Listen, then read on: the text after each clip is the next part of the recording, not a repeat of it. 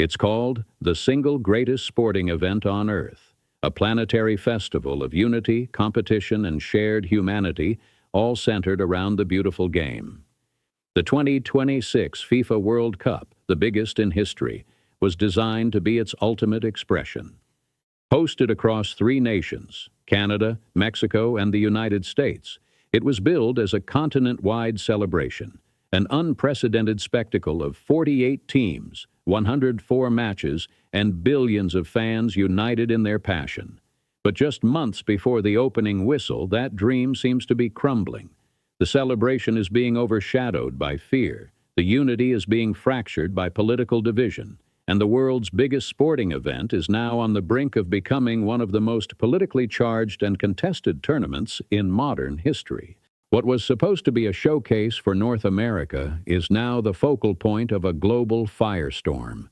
Petitions with hundreds of thousands of signatures are circulating across Europe. Politicians are openly debating withdrawal. Fans are rethinking their plans, not just because of high ticket prices, but out of genuine concern for their safety and dignity.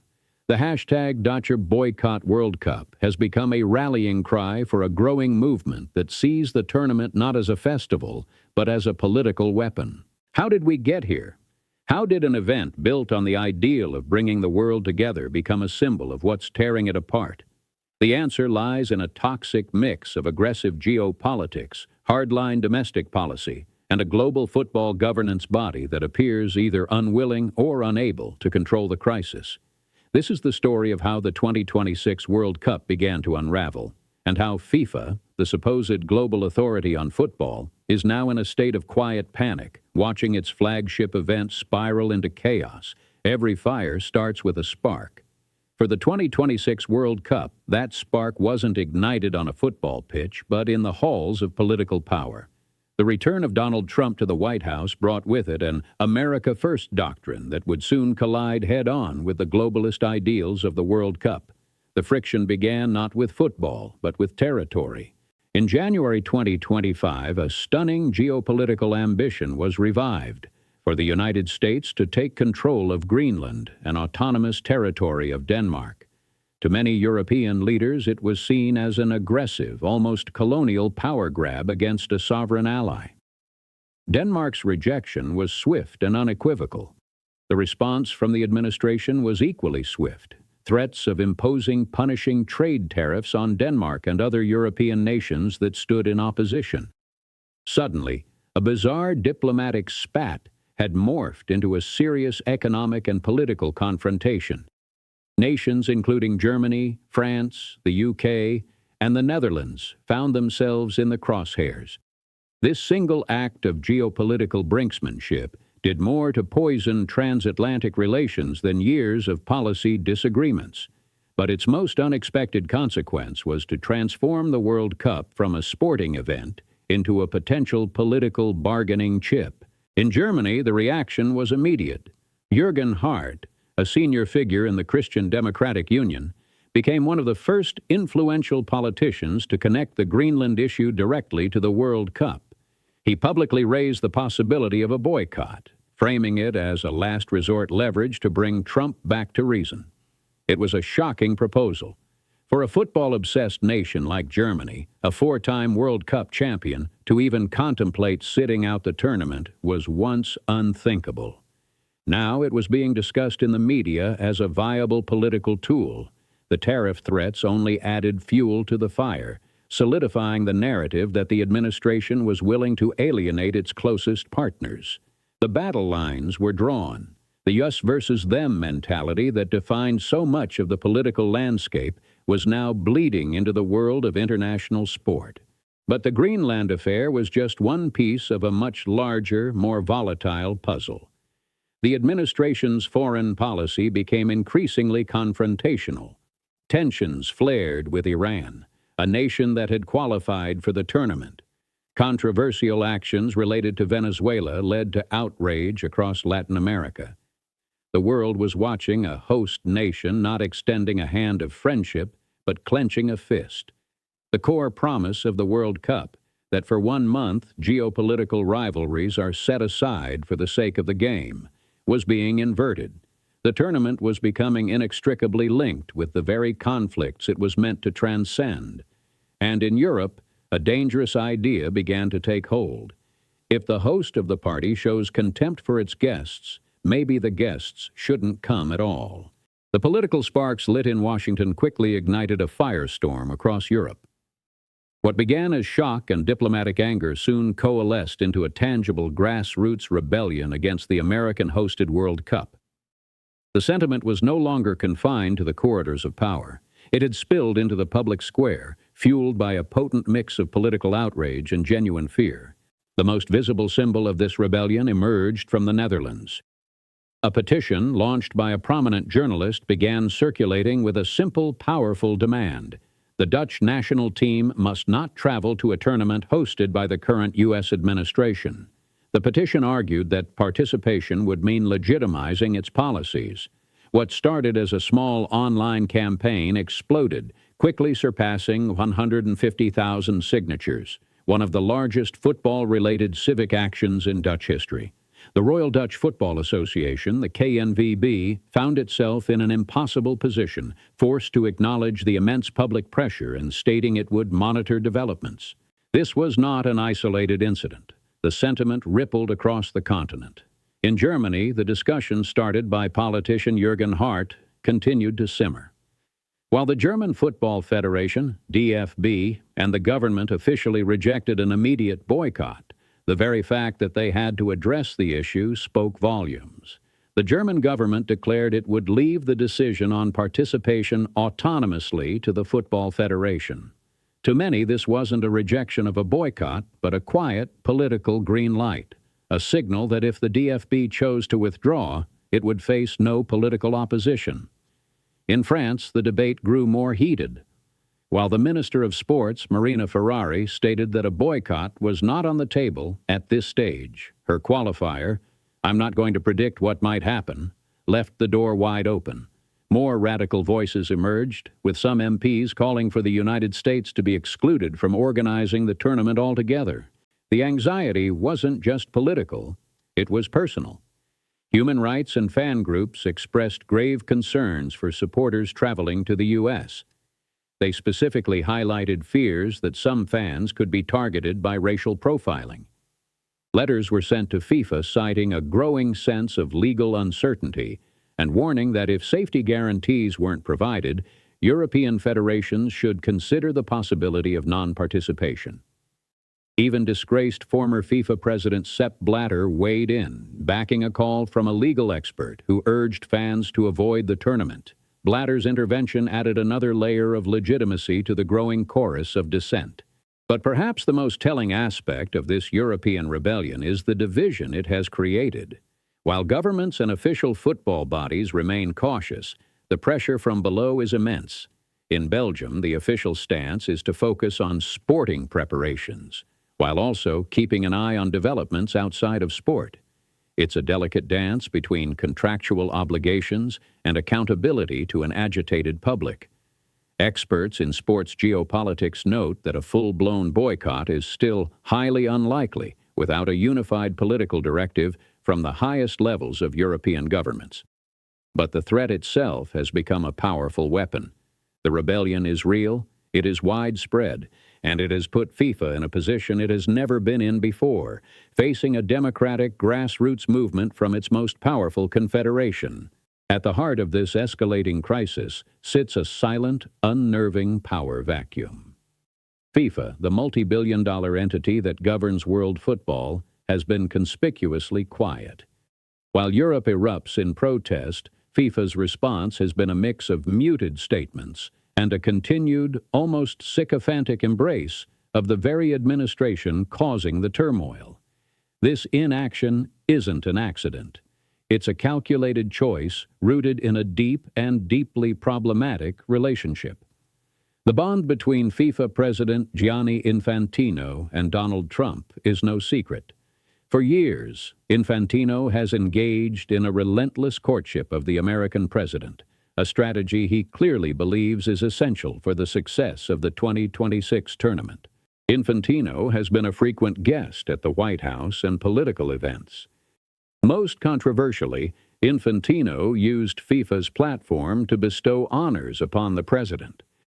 In late 2025, in a move that baffled and embarrassed many, Infantino awarded President Trump the first-ever FIFA Peace Prize, an award whose creation critics say was designed with Trump in mind. This public display of allegiance has created a staggering contradiction. On one hand, FIFA's statutes explicitly forbid political interference in football. Yet the president of FIFA himself appears to be actively intertwining the organization with one of the most polarizing political figures on the planet.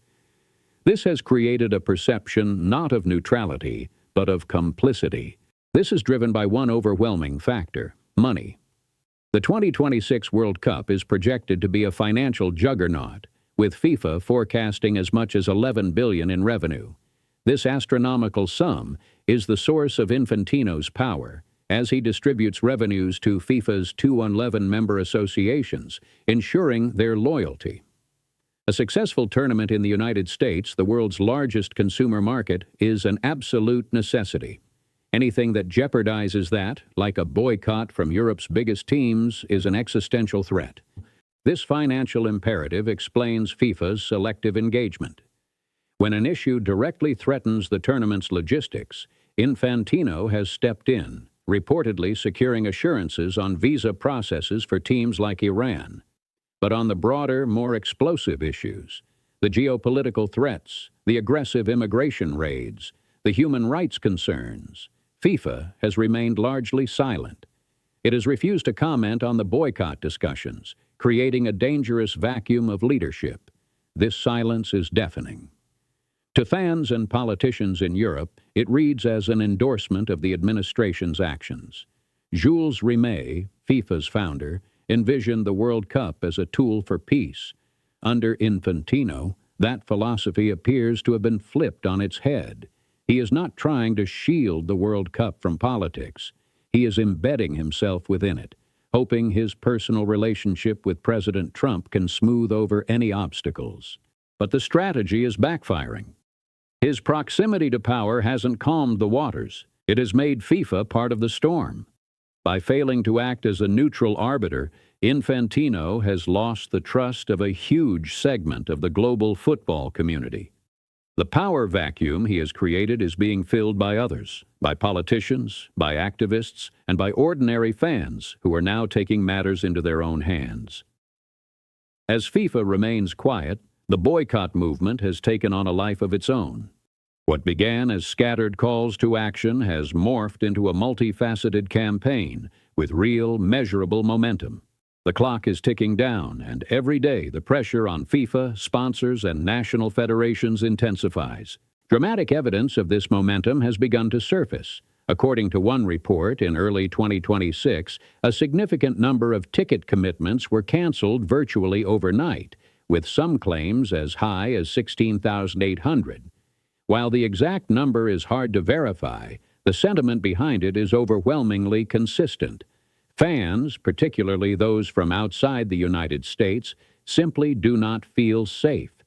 The hashtag Boycott World Cup has become a digital hub for this anxiety, with social media users from around the world sharing their decision to cancel their plans. Public figures have announced their cancellations, stating, "It's not safe to visit the United States." These posts have gone viral, transforming individual decisions into a collective global statement. In response to the growing backlash, FIFA was reportedly forced to schedule an emergency meeting, a clear sign of panic behind the scenes. This digital movement is having a tangible impact, creating an atmosphere of uncertainty that is deeply troubling for the tournament's financial backers. Global brands have invested hundreds of millions of dollars, banking on a positive, unifying global event. The prospect of a tournament marred by empty seats, protests, and a toxic political environment represents a massive reputational risk. The boycott movement isn't just a PR problem. It's a threat to the World Cup's entire economic model. In the face of this growing crisis, many fans are exploring alternatives. A common theme emerging is the plan to attend matches only in the tournament's other host nations, Canada and Mexico. This strategy allows them to be part of the World Cup experience while actively boycotting the United States. However, the movement is not monolithic. Fan sentiment is deeply divided. For every supporter calling for a boycott, there is another who has saved for years and dreamed of attending, regardless of the political backdrop. This highlights the central challenge for the movement, overcoming the powerful allure of the tournament itself. Experts agree that a full-scale boycott, where multiple national teams withdraw, remains a long shot. Sports historians argue that football federations have immense financial and sporting stakes in participating and have little interest in turning against FIFA. For a boycott to truly succeed, it would likely require a coordinated action by multiple European governments. Yet the momentum is undeniable. It exists in the petitions, the media reports of ticket cancellations, the anxious statements from football federations, and the alleged emergency meetings at FIFA headquarters. The movement may not ultimately stop the World Cup, but it has already fundamentally changed its character. It has exposed the deep fractures between football's governing bodies and its global fan base, and has turned the tournament into a referendum on the host nation's politics. While geopolitical gambits ignited the international firestorm, the domestic situation within the United States has provided the boycott movement with its most potent and emotionally charged fuel. The administration's hardline immigration policies have created a climate of fear that has spread far beyond America's borders. For many observers, the human rights situation inside the host nation has become as concerning as its actions abroad. Throughout 2025 and into 2026, human rights organizations painted a grim picture. Groups like Human Rights Watch and Amnesty International warned of escalating attacks on human rights and civil freedoms, including abusive immigration policies and crackdowns on peaceful assembly. The UN's top human rights official expressed alarm at the growing dehumanization of migrants. The deployment of National Guard troops in some cities to suppress protests against immigration raids amplified the sense of crisis. These events provided a shocking, tangible focal point for the fears that had been building for months. For the global football community, this pattern of behavior drew immediate and unavoidable comparisons to the controversies that plagued the 2022 World Cup in Qatar. The central argument against the Qatar tournament was its appalling human rights record. A powerful and consistent argument began to emerge. If the world was willing to condemn Qatar for its human rights abuses, how could it ignore what was happening in the United States? This parallel has become a cornerstone of the boycott argument. Organizations like the Black Alliance for Peace launched campaigns demanding that FIFA move matches from the U.S., arguing that the country had disqualified itself from hosting through its domestic repression and foreign wars. They argued that allowing the tournament to proceed would be a profound moral and political contradiction. The issue has created a fundamental contradiction for FIFA. The organization insists that everybody will be welcome, a promise made by Gianni Infantino himself. Yet, the administration has implemented travel bans and visa restrictions that could affect fans and even extended family from World Cup qualifying nations like Iran, Haiti, Senegal, and Côte d'Ivoire. This has created the perception of a two-tier system where teams can play, but their people cannot watch. The perception is that the United States is not a welcoming host, but a hostile one. This internal American conflict has become an international crisis for the World Cup. The ghost of Qatar looms large, forcing a difficult question upon FIFA, the fans, and the world. What is the moral price of a football tournament? And is it a price the world is willing to pay in 2026? This is the state of play. A World Cup on the brink, torn between the promise of global unity and the reality of political division. The issues are complex, and the stakes could not be higher. This is where you come in. Is a boycott of the 2026 World Cup justified? Do you believe that sport and politics can or should be separated? Or is this the moment for fans and players to take a stand, even if it means sacrificing the world's greatest tournament? Your voice is a crucial part of this global conversation. So here we are. The 2026 World Cup, envisioned as the biggest and most inclusive tournament ever, now stands as a symbol of a world fractured by politics and fear. Its fate hangs in the balance, caught between two opposing and perhaps irreconcilable worlds of football. In one world, there is the game itself, the purity of the sport, the passion of the fans, the lifelong dreams of the players. This is the world of grassroots support, of national pride, of a shared global language that transcends borders. It's the world that fills stadiums and living rooms with hope, the world that believes in the power of a ball to, for at least 90 minutes, unite us all. It is this world that is crying out in protest, using its collective voice to demand that the beautiful game not be tarnished by the ugly realities of power politics. In the other world, there is the machine. The multi-billion-dollar corporate entity of FIFA, the geopolitical ambitions of host nations, the intricate web of broadcast rights, sponsorships, and political favors. This is the world of backroom deals, of presidential photo ops, and of staggering revenues that fuel the entire global football ecosystem. It is a world that views the tournament not just as a sporting spectacle, but as a product, a platform, and an instrument of soft power. It is this world that seems determined to push forward at any cost, believing that the allure of the game will ultimately overwhelm any dissent. The clash between these two worlds has reached a critical point.